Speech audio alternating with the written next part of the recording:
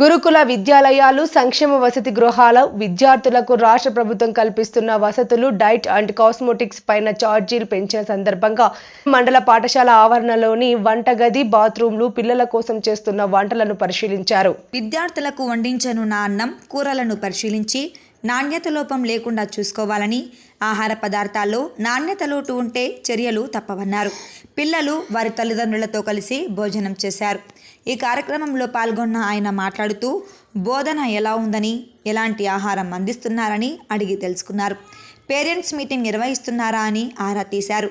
పాఠశాలలో ఏవైనా సమస్యలు ఉంటే ప్రిన్సిపల్, కలెక్టర్ దృష్టికి తీసుకువచ్చి పరిష్కరించుకోవాలని, ప్రభుత్వం డైట్ అండ్ కాస్మెటిక్ ఛార్జీలను పెంచిందని, విద్యార్థులకు నాణ్యమైన భోజనంతో పాటు విద్యను అందించేందుకు చర్యలు తీసుకుంటుందన్నారు. ఉపాధ్యాయులు పిల్లలకు ధైర్యం ఇచ్చి ఏమైనా సమస్యలు ఉంటే ప్రభుత్వం దృష్టికి తీసుకురావాలని సూచించారు. భవిష్యత్తులో గ్రీన్ ఛానల్ ద్వారా మెస్ ఛార్జీలు చెల్లిస్తామన్నారు. దానికి కూడా రిపేర్ చిన్న బడ్జెట్లు ఎక్కువ అవసరం లేదు. ఎందుకంటే ఇంత పెద్ద హాస్టల్ ఉంది, దీన్ని స్కూల్ కన్వర్ట్ చేయమని చెప్పి కూడా అందరూ అడుగుతారు. ఎందుకంటే స్కూల్ కమ్ హాస్టల్ చేస్తే పక్క బిల్డింగ్ కూడా ఖాళీగా ఉంది.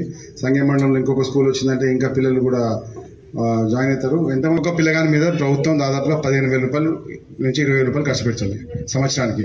అది మీరు పేరెంట్స్ అర్థం చేసుకొని మీ పిల్లలని హాస్టల్లోకి పంపండి. ఇది మీకోసం, మీ హక్కు ఇది. దాంతోపాటు పిల్లలు మంచిగా చదువుకోవాలని రాష్ట్ర ప్రభుత్వం ధీమా.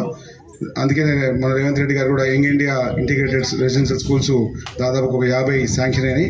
ఈ బడ్జెట్లో 5,000 కోట్లతోని మన ఎమ్మెల్యే గారు కూడా ప్రోత్సాహంతో పథకాలు కూడా వచ్చింది. అది 150 చెప్తున్న పిల్లలందరికీ కూడా మీకు ఏదైనా నచ్చకపోతే, మీకు ఇంగ్లీష్ వస్తుందా? చదువుతారు అందరూ?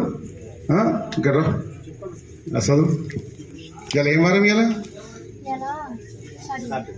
సెకండ్ వీక్ సాటర్డే పొద్దున ఏమి ఇచ్చింది? బ్రేక్ఫాస్ట్ ఏమి ఇచ్చిండ్రు?